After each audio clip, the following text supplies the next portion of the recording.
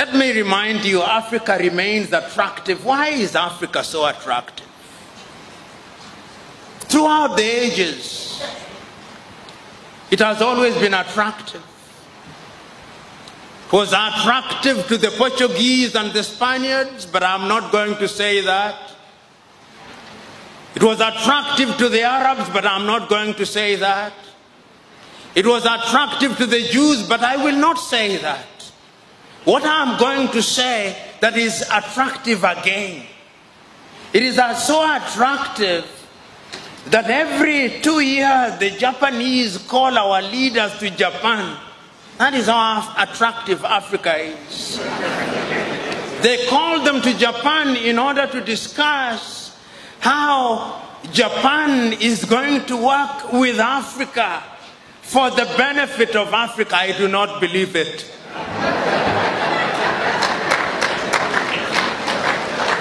It must be for the benefit of Japan.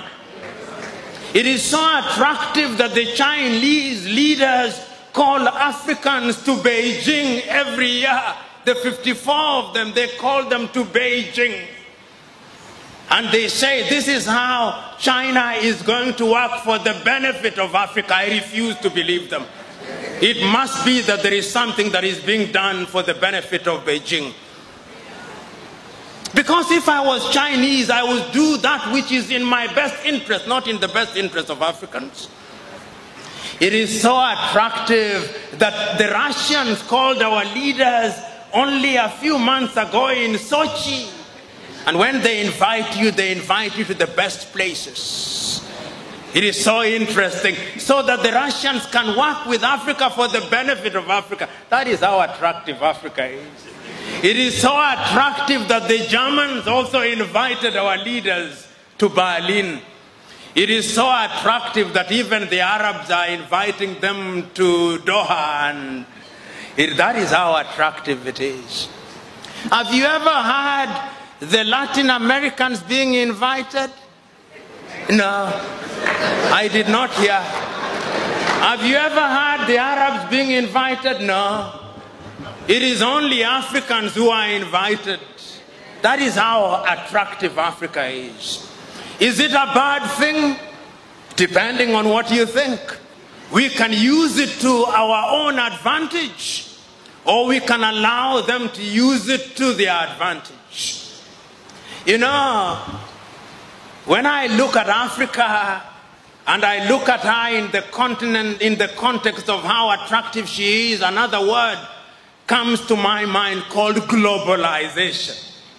When we talk about globalization, you talk about globalization as if it were a new word. It is not.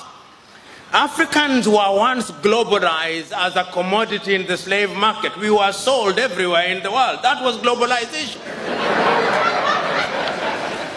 That was globalization. Then we were globalized again through colonization. Then we were globalized again through neo-colonization. Now we are being globalized in the context of opening our markets.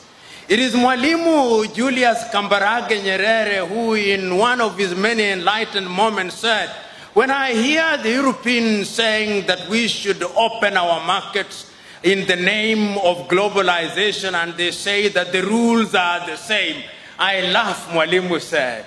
And he said, it is like a boxing match. The rules are the same. But you don't put a heavyweight boxer and a lightweight boxer and say the rules are the same. It is murder.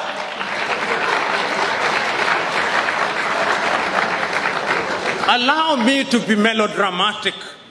You imagine the United States of America with a GDP of anything between 14 trillion and 15 trillion is now entering into a bilateral arrangement with Lesotho, whose GDP is 2 billion.